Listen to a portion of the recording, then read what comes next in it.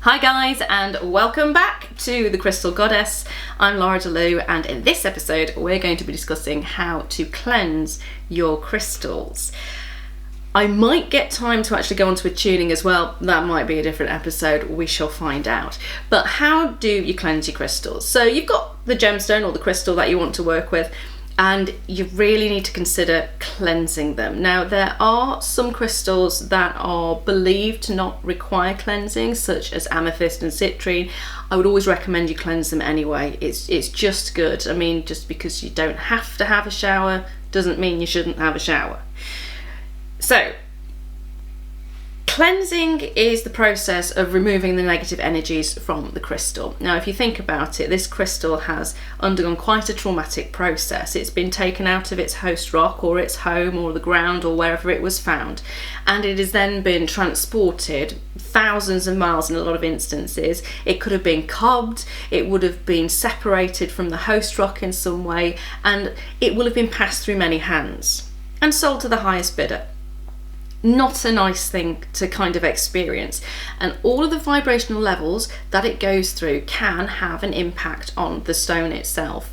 So cleansing those is really important. Think of it as a little bit like a quarantine. You want to give the stone a little bit of time for all of the nastiness and all of those things that it's been holding on to just dissipate. So you can do this traditionally in one of four ways, and it's using the elements. So the elements we're going to talk about are earth, fire, air and water. Those are the four that we're going to work with. Now, traditionally all of them are used and they're all great in their own rights. If you want to then sort of bring in the scientific side of gemstones, then I would advise against certain ones and not others, because they can potentially have a detrimental effect on the stones themselves, which I will go over that with you. So let's start with water. Really nice straightforward one. So water is something that has been used for a long time for purification. If you think about baptisms and things like that, water is classed as a purifier, which is why it's used in the cleansing of the stones. And that's great. It's really easy to do. You literally run it underwater. Hold it underwater for a short period of time and allow the purity of the water to take the stones away. So the cleaner the water, the better. If you can get to a spring and you can hold the stone in the water, make sure you're holding onto it tight so it doesn't go away. Make sure it's also a stone that isn't water soluble. There's a reason I'm saying that, because you won't have a stone left at the end of it. So hold it underwater, either tap water, purified water is really good. If you can get spring water or mineral water, even better. If you can get out to a little river and just go in the shallow bit, make sure you are safe. Always make sure you're safe, and make sure the stone is safe from being taken away by the river, especially if it's something that was originally found in an alluvial deposit anyway, because they might have a tendency to go. So an alluvial deposit is basically a riverbed. So the stones would have tumbled along the riverbed with the water, and when the river curves around a bend, you'll find the heavier material goes into the corner. Now, the water can still be there when people are panning for it, or it can be that the river itself has diverted away slightly and it's just left the sediment there, and then you would mine for it. So if it's a sapphire, which is normally found in alluvial deposits, if it's a diamond as well, something like that, you might not want to run it in a river because you might lose it. So just a little warning on that one. They do have a tendency of kind of going back to where they are happy. Okay, so water soluble gemstones, I would really avoid water. Really avoid water. This beautiful, beautiful thing behind me here, she's got such a great energy. This is selenite. So selenite is the crystallized form of gypsum. Do not put her in water. Do not put her in water. Yeah, there wouldn't be much left of my baby if I put her in water. So yeah, don't put something that is water soluble, because it will over time destroy the stone itself. Also, if it has heavy metals, if it has a heavy metal content, don't put it in water, because it does risk polluting the water supply, and that's something we really don't want to be doing, because we are wanting to look after our planet after all. So those are the two to avoid if you're working with water. The next one is air. This is one that I always recommend. There is not much damage that can be done to your stone or crystal or mineral if you're putting it out in air overnight. So put it in moonlight. That is such a lovely, calming, and it's got a nice, moonlight has a nice energy to it. It's very feminine, it's very gentle. Putting it out in daylight, it's more of an aggressive energy, because you've got the heat of the sun, and that's really supercharged. The issue with that, and the reason I don't personally recommend putting it out in daytime, I'd much rather put it out at night, is the fact that there are certain gemstones, such as quartz, which can focus light, which means it can set fires. Think about magnifying glass, light going through. Yeah, so that's the kind of thing, which is why we always recommend you don't put quartz in your window. Not good. So it focuses light. So I would avoid that. The other thing is, it can also alter the colour of the gemstone. So, for example, I did sit this one in the window. This one used to be really beautiful, rich, dark purple. And because I put it in the window, still beautiful. Definitely not a dark purple though, is it? It fades it. Citrine does the same.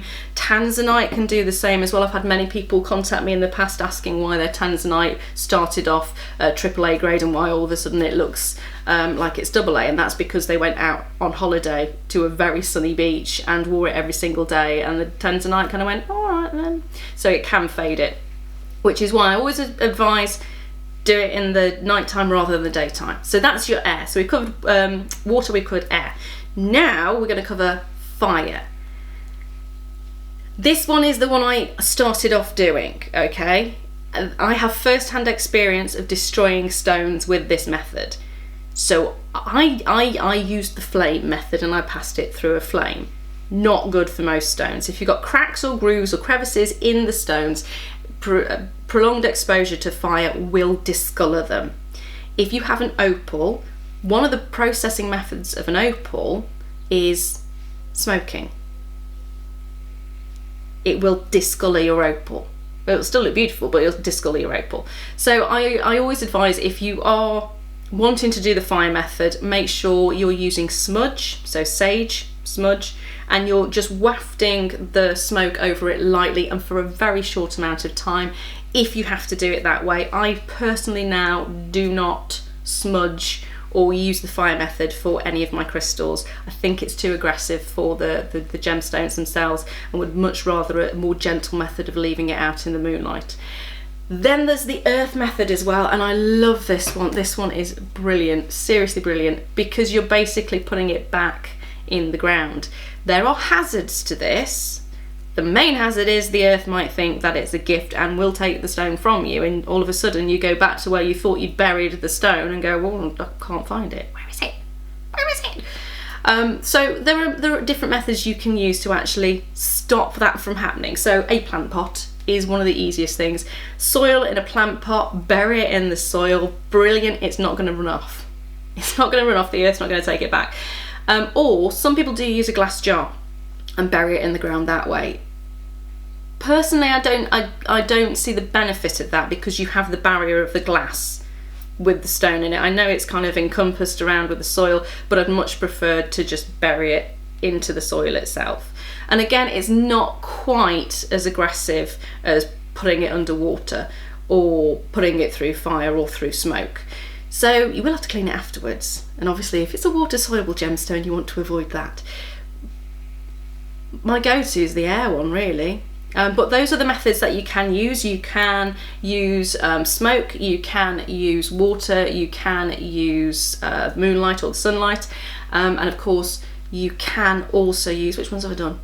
Oh, the earth, burying it in the earth. So there's many different ways that you can do it. Choose the one that's right for you. Just have a little look over the stone itself to see what the chemical qualities are, if it's got heavy metals, if it is water soluble, if it's porous as well. I mean, going back to the water method, You don't want to be putting an opal, hydrophane opal, in water, because that beautiful colour that you get on it is not going to be there when it comes out of the water. It will come back after a while, but the stone has to dry out, and that doesn't mean just wiping it off with a towel. It means several weeks, sometimes even months, for the stone to naturally dry itself out, and then the colour will come back. But it is one of the scariest things when you've got this beautiful opal with all these fantastic colours and you stick it in water and all of a sudden all the colour's gone. So don't panic, just have a look at the qualities of the gemstones themselves and choose the method that's right for that one. Now that's actually brought me to a point where I'm going to finish this video. I will therefore cover how to attune your crystals in the next episode. So once again, thank you very much for joining me. Please like, subscribe and comment. Remember, I want you to input in these as well. Let me know what you want to learn about, and I will see you next time on The Crystal Goddess. Mwah! Loved it all.